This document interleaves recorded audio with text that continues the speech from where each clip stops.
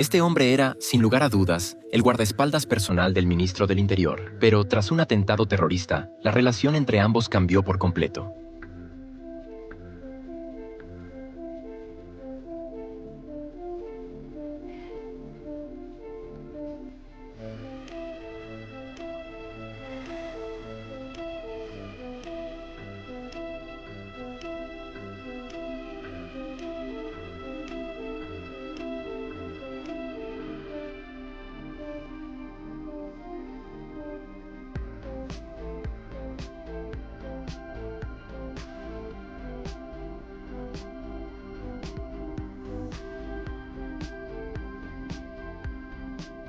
Después de ese momento de cercanía, ninguno de los dos pudo conciliar el sueño. Tampoco lograban hablar, atrapados en una atmósfera incómoda. La ministra del Interior, Julia, se levantó y fue al baño. En ese instante necesitaba un poco de espacio personal. El guardaespaldas, David, también lo entendía. Sabía que Julia no podía pedirle que se marchara, así que se levantó, se vistió y se fue.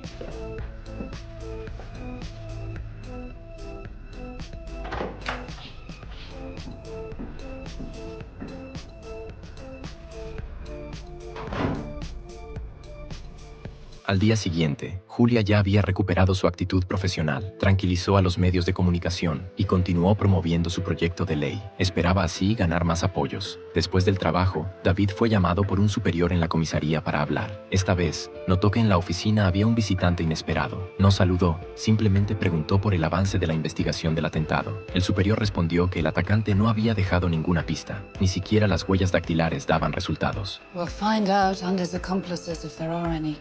I'm not here. Vice front. El superior insinuó que quería concederle un reconocimiento a David, pero antes de elogiarlo demasiado, All the witnesses say you acted with complete professionalism. There's 101 places I need to be.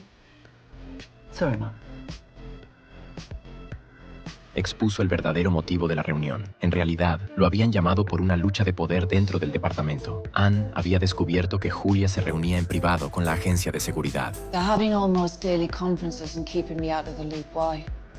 No idea, ma'am. Anne no quería que Julia le quitara sus recursos, y al enterarse de que David se había convertido en el guardaespaldas favorito de Julia, decidió intentar ganárselo. Organizaron que David se alojara en la habitación contigua a la de Julia en el hotel. Además, escondieron dispositivos de escucha en su habitación. Su objetivo era que espiara las reuniones de Julia. Is that lawful, ma'am?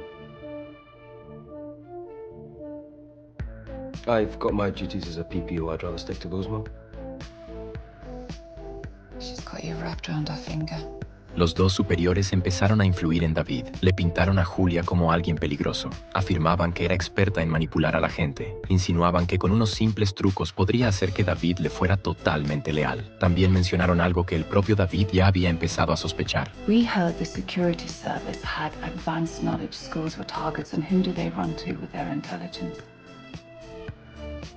No hacía mucho, la escuela de sus hijos había sufrido un atentado. Era posible que fuera una represalia contra él. Sin embargo, Julia le había informado en cuestión de minutos. Y además, sabía que se trataba precisamente de la escuela de sus hijos. David nunca le había dicho el nombre de esa escuela. Por eso empezó a sospechar que Julia ya sabía que el ataque iba a ocurrir. Le preguntó directamente por qué conocía ese dato. Julia respondió que lo recordaba de cuando ayudó a su hijo a cambiar de escuela. Aunque la explicación parecía razonable, David no logró disipar sus dudas. Ahora, con la confirmación de Anne, comprendió que Julia ocultaba algo. There's only one plausible explanation. She'd been given prior intelligence it was a target. All your precious home secretary had to do was say the word and your kids would have been out of harm's way, but she sat back and let it happen. Ese hecho dejó a David sin argumentos. Esa noche, escoltó a Julia de vuelta al hotel. Después de que ella entrara en su habitación, él regresó a la suya, justo al lado. Cerró la puerta. Debería haber descansado, pero sentía una tensión que no lograba sacarse de encima. Mientras se quitaba la ropa, sentía una rabia contenida, como si quisiera golpear la pared. Pero Julia estaba al lado, y no podía permitirse que lo oyera. En ese momento, escuchó los pasos de Julia.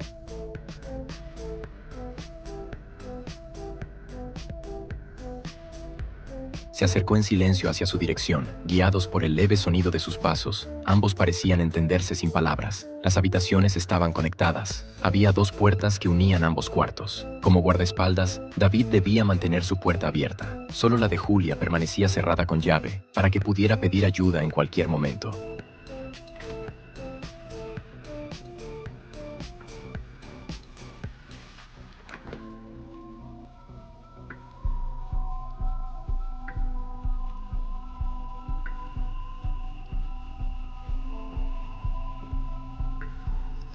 En un mundo lleno de mentiras y conspiraciones, parecía que solo el deseo no engañaba.